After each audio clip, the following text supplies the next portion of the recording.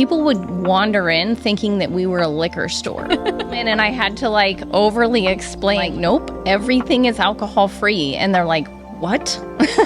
Helping them understand that they don't have to drink alcohol, but we're so brainwashed as a society. People don't want to drink a whole bunch of sugar either. It's not about just having any drink.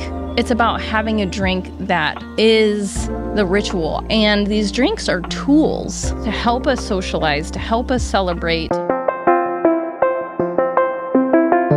Welcome to another episode of Euphoric, the podcast. I am so excited because we are live in studio. So if you're listening to the audio version of this podcast, get your booty over to YouTube and watch this beautiful show. And I'm so excited to have Jessa Francis de la Rosa here today. Jessa wears so many different hats. She is an alcohol-free beverage consultant. She is a shadow work coach, and she also helps women write memoirs. So I know we're going to have such a meaty discussion today. Let's start, Jessa, with the alcohol-free beverage consultant. So what is that? What does that even entail? How did you get involved in that work? Yeah, so I have a really funny, very interesting backstory that will, it all ties together in the end. But I kind of randomly, like universally, divinely, or like in my mindset, like plopped into this role as the beverage director and the partnership director of a non-alcoholic bottle shop called Sachet in Charleston, South Carolina. It was one of the very first ones. I had no clue anything. I mean, I had heard of O'Doul's, but I had not done, I had no clue about the alcohol-free beverage space at all.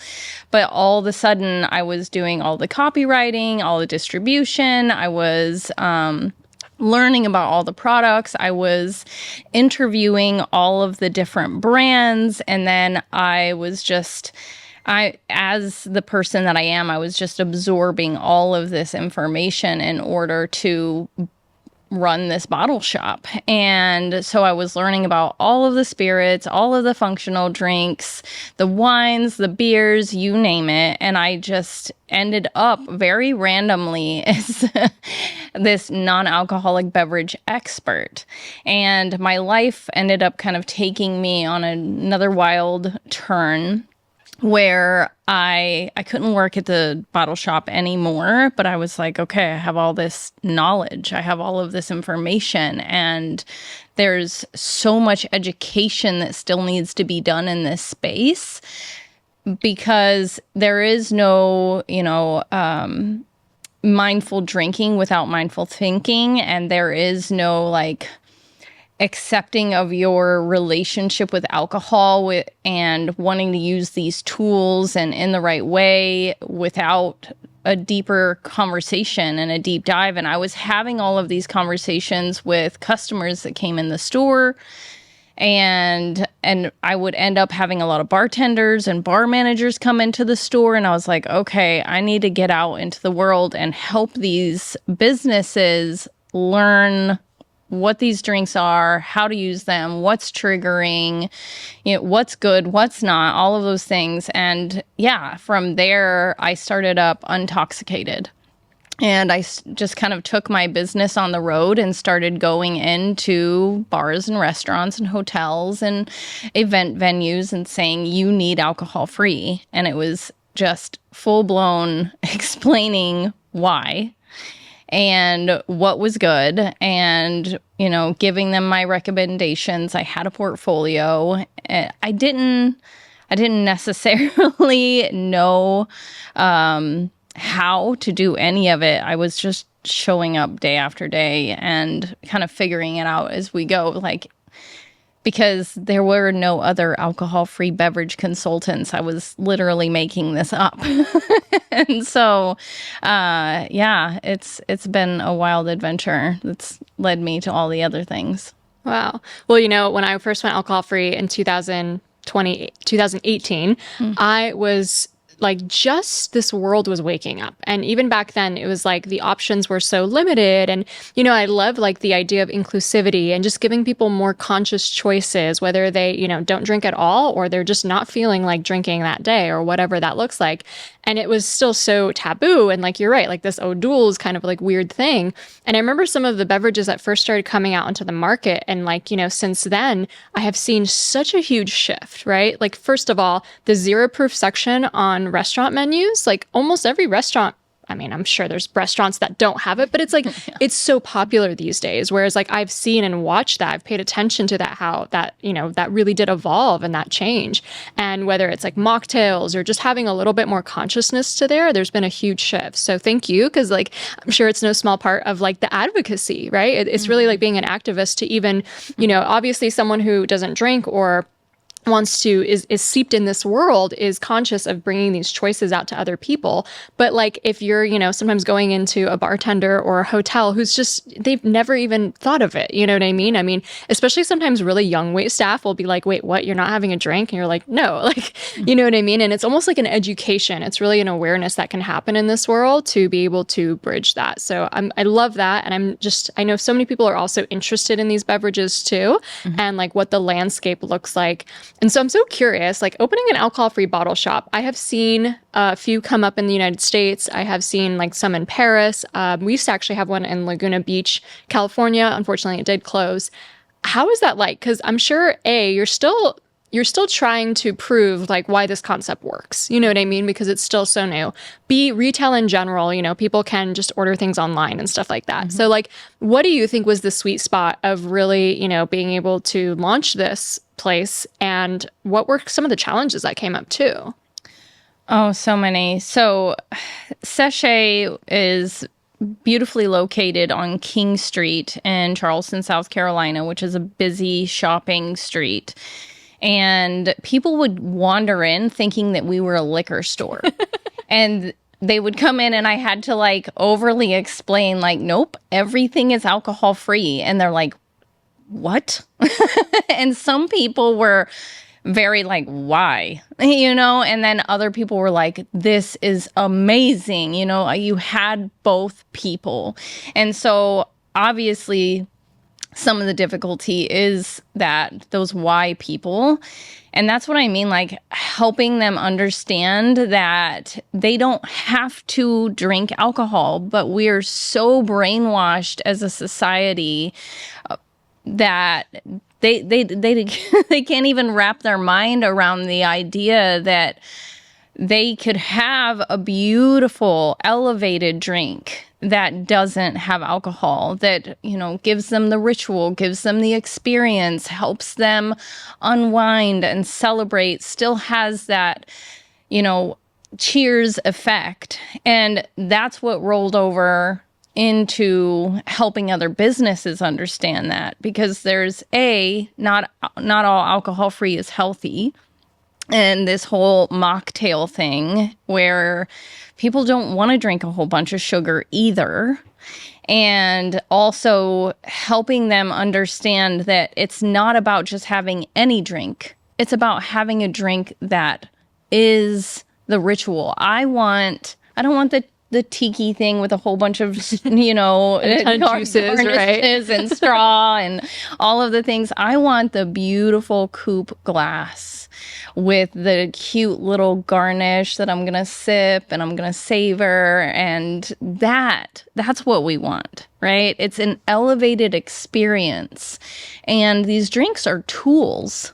They're tools to help us socialize, to help us celebrate, to, you know, like to still have that red wine while I'm writing my memoirs, and not, you know, be limited. So that was definitely, like I said, it really does continually come back to the education and learning how to be concise about it. Yeah, I love that. So if you're listening to this, restaurant owners, we don't want a Sprite with strawberry syrup in it called a mocktail, right? That is not the vibe. And I love that too, because, so much of it is paired with the ritual and the sense of the glamour or sophistication, and that's been so locked up with this property of like, oh, it has to have ethanol in it. You know what I mean? And it's almost like we're taking back drinking culture in a way. And I think that's really beautiful. I think that's the only way through, because I don't think you can just absolve it. I think it's like you have to take it back. You have to, change the situation, change the flavors, the identity of it, the atmosphere with that. And I think it can still be so elegant and just really like, I have a friend, she's also doesn't drink. And she was hanging out with some women who were still like very like caught up in the party lifestyle, let's just say. And she used to love gin and tonics back when she did drink. So she has this like beautiful Tanqueray alcohol-free gin now. And she's just having like a nice, a glass of a mocktail before they go out. And her friends were like, how much did you pay for this? She's like, I don't know, $30 or so. And they're like, what's the point? And she's like, well, I don't know. I won't be hungover tomorrow. Like, that's the point. You know what I mean? So it's so funny how just so much education still comes into that space. Yeah. All right. Like kind of switching topics a little bit. You have this like crazy story where you went to Scotland to get a master's in creative writing, and then the pandemic hit and the world kind of blew up, and you went on this like crazy healing journey. Yeah. Tell us the story behind that. Yeah, no. So it's all going to wrap together, like I said, because it's actually what took me to Charleston and got me in the door of this non-alcoholic bottle shop. So I was going through midlife crisis. Getting a divorce after 14 years of marriage. I had 3 children. I was prior military. My ex-husband's still active duty. Everything in my life had just kind of crumbled because I went back to school, and I went back to school as an adult. I was 32 years old, and for the first time in my life, I was doing what I wanted, right? And I was getting this degree in English, where I first just wanted to write like fantasy and poetry. Got put into a class that was a creative nonfiction class, had to pick a genre, and I chose memoir, thinking, oh, it's going to be easy. It's going to be like journaling. Next thing I know, I'm having these wild epiphanies, and all of a sudden looking in the mirror and like going, whoa, I don't even know you. And learning about myself through this writing practice. And I started going, okay, well, I want more of that, and I want more of that. And the more I dug deeper into the truth of myself, the more everything external fell away. Before I know it, I'm divorced. I'm getting this master's degree with this beautiful program at the University of Aberdeen in Scotland. And I'm really excited. I'm gonna take back my life. I have this vision of my higher self, and I'm gonna, make the world a better place. I'm gonna do all of these things. I'm gonna share this memoir message. But I get over there at the start of 2020, and everything shuts down. This is the first time I'd ever been away from my children. I'm like grieving everything that I had just lost, and the universe like slammed me into the earth, literally. And just I had to dig deeper into myself than I ever thought I was going to have to, right? Because I was writing these kind of surface level memoir essays about my time when I was deployed in Iraq, or like this little cute memory as a child. But then I had to kind of start from the get-go and dive into my money story and my motherhood story and my love story and all of these stories that were the programming, right, behind, like, say we have a relationship with alcohol. We have a relationship with everything, and everything has a story. Yeah. So I was writing out all these stories, crumbling, everything's falling apart, and I end up in honestly kind of worse shape than I'd ever been in, because I didn't know what to do next. I was finally seeing myself and connecting to myself, but I didn't know how to put that back into the world. And that's when I was out there in Scotland, hands in the air. Okay, hold, Jesus, take the wheel moment. Like, okay, I don't know what to do. You have to lead the way. I get back to the States and I'm working TaskRabbit just to get by while I'm trying to like start up a freelance writing business, anything. I have no idea. No idea. And I got hired to paint a wall in Emily Hines's house. And we just started talking. And she's like, well, I could use a copywriter and I could use somebody with your logistics background from the military in my new shop. I was like, oh, what is that? I'd love to hear more. It's an alcohol-free bottle shop. And and then it just went on through that. And at first I was like, okay, just like I said, this whole ownership of your relationship with alcohol kind of tied back in, and maybe I could still bring my memoir writing into this world somehow. And I just started kind of weaving all of these things together that were just me. And for the first time, like, I knew what me was because of that writing. I had never known. I had just been following the programming. I had just been following, okay, I need to be a mother and a wife, and I served my country, and I got the job, and I did what I was supposed to do, but now I was, okay, what do I actually like? What do I actually want? And what lights me up? And I kind of just followed that joy forward. And before I know it, I'm running an alcohol-free beverage consultancy, and I somehow knew that it was gonna, I didn't know how, but I knew it was gonna get me back to the memoir writing. And so I started helping people host retreats with the alcohol-free drinks. And from there, they were like, you should become a yoga teacher. It would be great for you to be, to like weave that all in. And I was like, okay.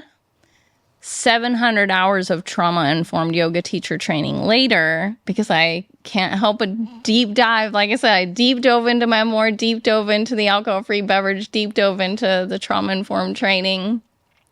And it was then, like after I got that extra information about my nervous system, about somatic release, about all of those other things that I needed, that's when everything started to click. And that's how I became a trauma-informed, holistic memoir writing coach. Another thing I made up. And you also incorporate shadow work into that too, right? Yes. And because that's what it is, essentially. And it's funny because I didn't know what that was until I was getting my part of my yoga teacher training, and part of those 700 hours was actually a shadow work certification. Yeah. And can you explain it for anyone listening right now who's like, what is that? So psychologist Carl Jung is the one who kind of coined the term shadow work. And his famous line is, until you make the unconscious conscious, it will control your life and you will call it fate. And so shadow work is diving into that unconscious part of yourself and bringing it into the light, and then reintegrating it into your life. And so when I was taking that class and getting that certification, I was like, that's what I've been doing with memoir this whole time. That's what the memoir writing was giving me. It was making me go back in time into the body of these younger versions of myself and write their experience. And from that place, I was answering the questions of, okay, where did this come from? Why do I feel this way? How come like this story, right? That the shadow work is the story behind your relationship with anything.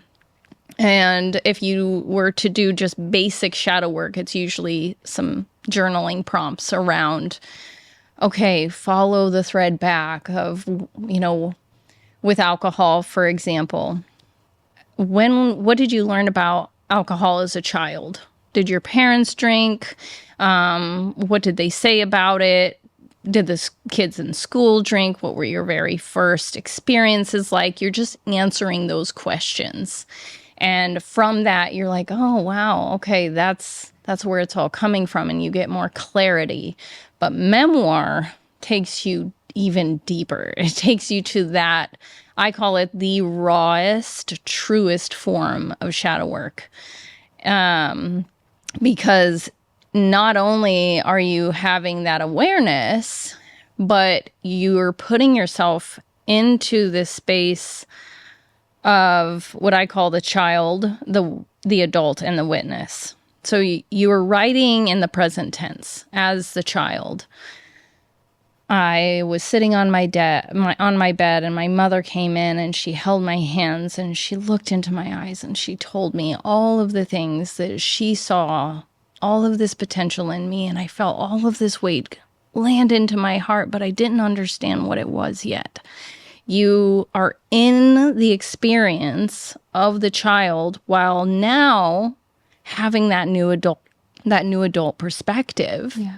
And then the witness is kind of that omnipresent watcher, that non-judgmental, curious, just bystander that's holding the situation. And because you're doing that, and that's why this is kind of a hard thing to do, you're feeling it again. And you have access to something that's, and if you've read Bessel van der Kolk's work, The Body Keeps the Score, we're holding on to all of that in our body. And so when we go into the story, now we have access and we can release what our body's been holding in our fascia, in our body. We can really finally let go of all of that old story and move forward in a new way, because we have the choice now. We have the permission now. We've been with that version of ourselves. We've held the hand of our little girl and said, I'm here and I'm not leaving you. So that's why it's holistic. That's why, it's not just writing your memoir. It's so much more. Yeah. It's so powerful. I love the work of Carl Jung myself. And I just find too, so many people coming to my world want to change their relationship with alcohol. And it's just like, at first it feels like, well, this is a habit change. I need to just change what I'm doing instead of pouring this, I need to do something else. And it's like, we don't understand what a complex conditioned system like alcohol is. It truly goes back to childhood, to memories you probably aren't consciously aware of. Right. And actually, we're running a challenge right now in my community called Lose the Desire for Alcohol. And I walk people back. I'm like, here I am on my 4th birthday party. My parents were immigrants coming to the United States, and they would have these dinner parties with other Polish people and just always inviting family and friends for these like elaborate dinner parties. And they weren't big drinkers. Like, they didn't drink during the week, but at these dinner parties, it was just free flowing with alcohol. And there's that picture of me, 4 years old, and there's champagne everywhere and about to blow out the cake. Then I find the same exact picture from my 5th birthday, same scene, like all the champagne here. And I was actually putting together a slideshow for my mom. She just turned 80. So I was just like rifling through so many childhood photos. I'm like, do you know how many photos I have of the dinner party scene? And like, what was that teaching me in the moment? It wasn't like this big, crazy party, but it was like, well, this is what adults do. This is what sophistication looks like. This is what belonging is. This is what camaraderie and community looks like. And obviously, as a child, I wasn't drinking. Nobody gave me any alcohol. But, those associations are cemented in your mind then, so that by the time you do become of age, or, whatever time you start drinking, it's like, now I'm finally an adult. Now I finally belong. Now I'm finally doing the code, this conformity ritual, essentially. And that stuff is so ingrained, and you're just trying to like not drink or drink less until you look back at all of that and what it taught you. And then there's going to be eras through your life where there's going to be those stories. That's just when I was 4 and 5. Yeah. What about when you were, a preteen and you saw the rebels at school starting to drink, or, you went to college and you started making more friends because you were more extroverted when you would drink, and all of these stories and associations of what alcohol means to you, it just gets packed so much. And it's like, as an adult now, trying to drink less or not at all until you go back through all of that and change those associations and those meanings. And it's almost like, as an adult, you can rewrite the meaning that your child formed then? Because as a child, you took things at face value, right? Or maybe even had some misconstrued meanings sometimes. Yeah. And now as this adult that loves yourself, it can really, truly, go back into that. I think it's also fascinating, like you said, it goes into some of the parts that we hide of ourselves that we think aren't acceptable. And I think something that I know that you really espouse as well in your work is like, it's one thing to just become aware what our blocks are, aware where we're, having, issues or doubts or whatever with this work. But what does that integration actually look like once you do become conscious of a certain pattern or behavior, or, maybe, for example, every single time it goes to show up and play big, you kind of self-sabotage or you pull back a little bit like that. So it's like you're observant of it. You totally understand that that's what you're doing and probably where it comes from. How do we now change it and integrate it? Oh, yeah. No, so that's like the thing that everyone needs to understand. And, going back a little bit, when I said that after I wrote my memoirs, actually things got worse, things crumbled apart because now I had awareness, but I didn't know what to do with the awareness. And what happened was I kept running those same programs, but now without that ability to be like, well, I didn't know better, because now I do know better and I can't stop, right? We can understand the programming, but the programming doesn't stop. And so the the thing that I will, and you and I can attest to this, both, we both run communities and help people connect and move through things together. But the only thing that really helped me finally begin integrating was finding connection, finding community, finding other people who were convicted and going through this with me so that I wasn't in it alone. And I was able to start from there embodying a different way, because you have to change your behavior, and that's not easy to do. The integration is showing up differently, right? It's taking this new information and implementing it into your life, which we need nervous system regulation for, right? And community gives us that. It's great. Go to a yoga class, take a walk, do your breath work, all of those things. But having others with you along the way changes everything. Like, we need each other. We need connection. And it was when I was getting my yoga teacher training, and I had like all of a sudden I had like this yoga family, and I did my most of my training with soul work, and soul work was this beautiful, robust community. And I had this, it wasn't just somebody in a book or somebody on a podcast. Yeah. I had someone to actually talk to and connect with. And if they were doing it and they had been doing it, I could do it too. And we could do it together. And it helped with that embodiment part. But yeah, that's integration, is embodiment. And do whatever you have to do that hard thing. And that's when all of a sudden you're able to start showing up for yourself and truly loving yourself, because you're rebuilding trust, right? When we're checked out and we're unaware, we're just going with the programming, and unconsciously we are sabotaging ourselves, betraying ourselves, not setting boundaries for ourselves, not showing up for ourselves. And actually integrating and embodying this new information is being able to show up for yourself. Like, nope, I know this is hard, but I'm going to regulate here. I'm going to do it anyway, even though it's hard. And I have my best friends, I have my community, and we're doing this together, and it makes you feel powerful and safe. And that's what we're really looking for, is that safety. I think that self-trust piece is so big. And so many times, especially with alcohol, the self-trust gets eroded because, you say you're going to do one thing and then it doesn't work out that way. But I've noticed too with women who've already changed their relationship with alcohol, like there's a lot of self-trust erosion still happening when, you have a goal or a dream over here.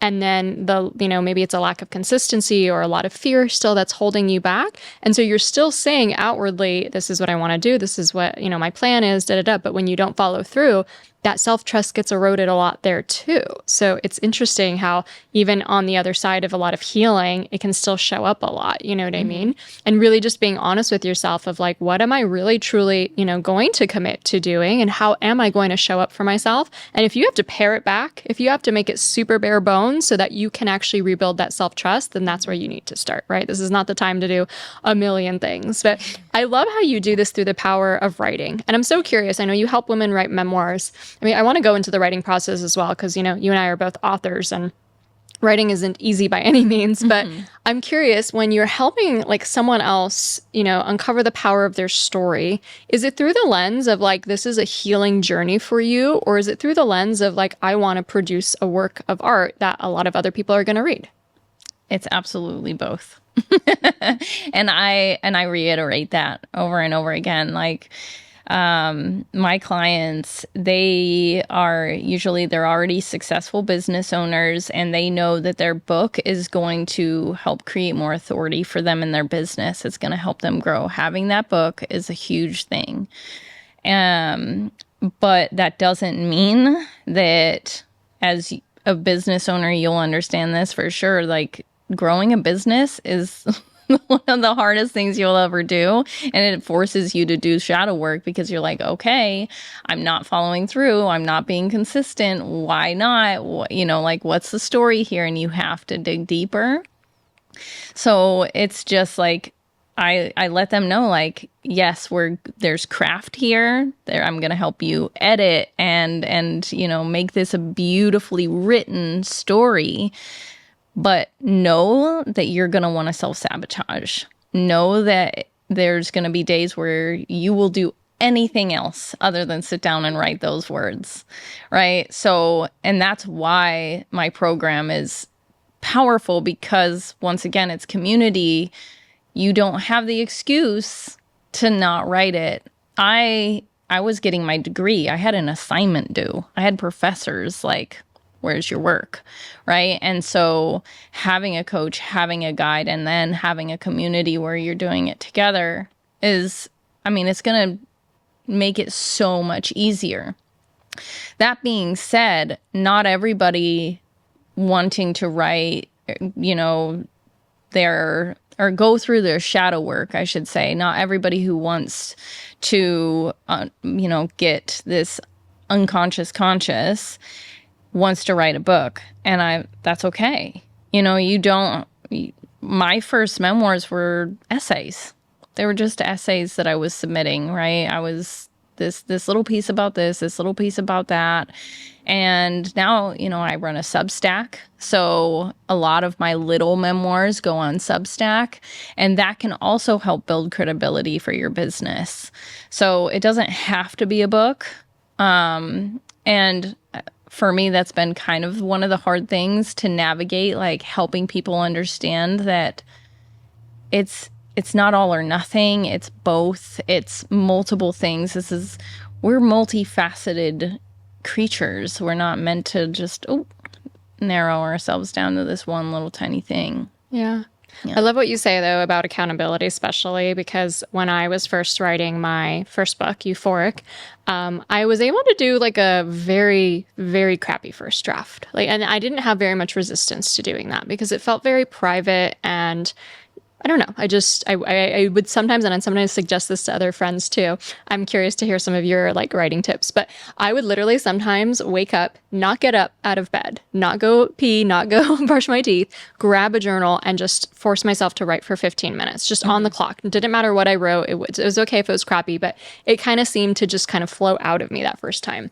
But then I had to write a book proposal because this was a nonfiction book and I wanted to be traditionally published. And all of a sudden, this grip of resistance just got so strong. And I think back then that was the moment I could first get rejected. That was the moment where I could put my, magnum opus out into the world and, agents wouldn't pick it up. So I was very, very resistant around that. And then I joined this women's coaching group, and it wasn't even about writing books or anything like that, but we had to, vocally tell the whole group what our goal was for the next 12 weeks. And I stood up on week 1 and I was like, I'm going to write a book proposal. You better bet I finished it. I did it in 12 weeks, right? And not that much longer, I got in contact with an agent, got signed by an agent, and then I got a 6-figure book deal. So it's like, it's insane what happens. But now I find myself writing my second book. And for the same thing, like for so long, and I'll be very honest with this, the second book took a lot more like shaping in the unconscious and the conscious to get to where it really needs to be. Like the first original idea of it was not good. And I don't mean that to be like a perfectionist. It did take a little bit of time to marinate. So in one way, that's good. But in another way, like no one's waiting for it. I have all these other urgent things to do every single day. You know what I mean? It's like, it's this nice thing you can get to when you finally have time. So I've noticed the resistance is a lot higher for the second book.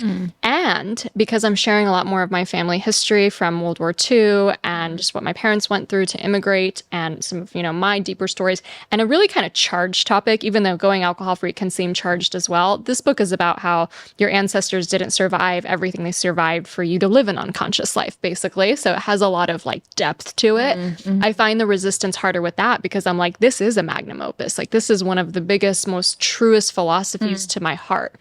So I've been working through that, thank God. And the accountability piece really gets me. Like I told my agent, I'm going to have my book to you, or my proposal at least, July 1st. And so I'm like, I've been working on it in the evenings. I've been, dedicating Friday afternoons and Saturdays to it. So it just seems to like when you finally get that structure around it, it can really help. And so I use some of my other tools where sometimes I'll just do the really, stream of consciousness style writing, just like write whatever. I've been collecting ideas for a long time. So I kind of went through that phase as well of just collecting these things. And anytime you have an idea, make sure you like note it down so that you have the structure and everything like that. So the book structure's there, a few of the chapters are written. A lot of the book proposal will come from more of like my platform as a personal brand and stuff like that. But I'm so curious, like I just shared with you, how tough it's been to really try to write the second book. When it comes to writing, like our resistance is so high. I know, even Stephen King would talk about like, I am a writer. I've written like 100 books. Writing is really hard still. You know what I mean? Stephen Pressfield talks about it as well, about how we will have the most resistance to the thing our soul is called the most to do as well. Yeah. So not only is there that psychological resistance happening, but the very act of writing, the discipline, you're a busy mom, you got a business to run, you got other things to do. Nobody's waiting for your book. Everything else seems urgent. So how do you go through that yourself? And what are some of like the actual rituals of writing that you do as a process for yourself to get it out there? Yeah, no, absolutely. Deadlines, just like you said, not giving yourself deadlines, giving someone else the deadline, right? Like you have to have that accountability, right? You had the coach, you have the agent, you had that person to say, okay, this is my assignment and this is when it's due. And then the same thing, it's Anne Lamott who is one of the first ones to say, to have that crappy first draft. Allow yourself to just write with whatever comes out. And it usually you need to create a habit out of it. And so I have a habit every morning. I do the same routine, and it's saved my life in multiple ways because sometimes, it's just me journaling. And sometimes it's that stream of consciousness, and that's what I need. But most of the time, I have this is what I want to dive into. And when I meet that resistance, I have to think about, okay, this is the shadow work part. Where is the resistance coming from? Where is the pressure coming from? And it's usually tied to that idea that I'm not good enough. I'm not worthy enough, and everybody else is going to think this thing, right? We're writing for the audience, and I have to come back every time. I'm writing this for me. I'm writing this for my heart, for my child, for my adult, for my future self. Like it has to be for you. right? And then that's when once again, you're reaffirming that self-love, that self-trust. And I would say for me, it's become a new kind of addiction. This like reaffirming to myself, like that's the new habit that I have, like, because I know how good it feels. I know the dopamine that I'm going to get from it, right? I know that, and I also know how crappy it feels and how I'm not going to feel good if I don't follow through. So it's just staying aware. It's staying conscious. It's staying intentional. And my membership is called the Kiem Circle. And a Kiem is a sanctuary, but I have actually broken it down. It's spelled CAIM, and it's connection, awareness, integration, momentum. And that has just been like a beautiful kind of metaphor for everything. Like, I know that I need to start with a connection. I need to get grounded. I need to get safe, right?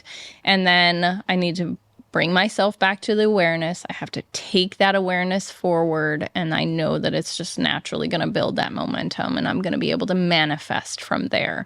And from the manifestation, it goes back and over and over and over into this beautiful loop. But yeah, mostly it just comes down to showing up for myself and getting it. If you're gonna be addicted to something, why not be addicted to that?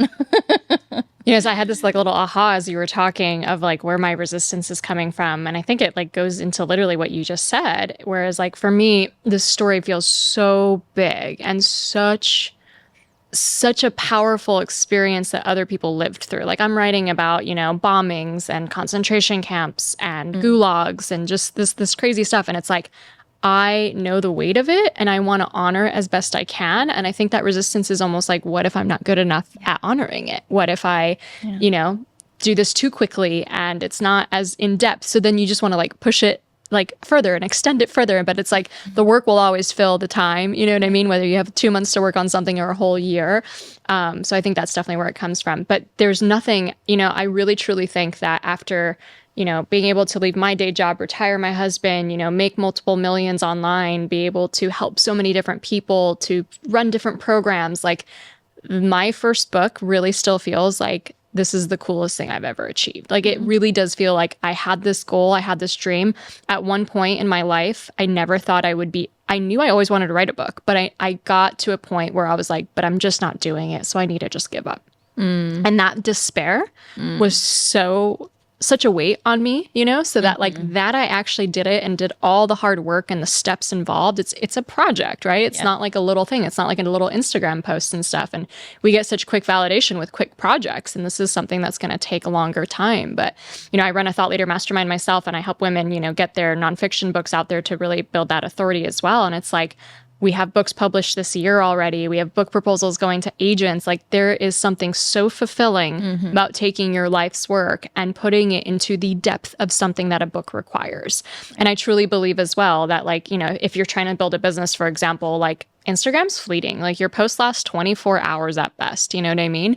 And, I could even scroll through and look at 12 of your posts and still not really understand who you are and what you do. But when I've read a book, for example, and especially if like the author puts themselves in the book, even if it's a guide, even if it's still very nonfiction-y, but they still elaborate with their own anecdotes and their own stories, that author lives in my head forever. Like I will never forget some of the things I've read in books when it's personalized like that.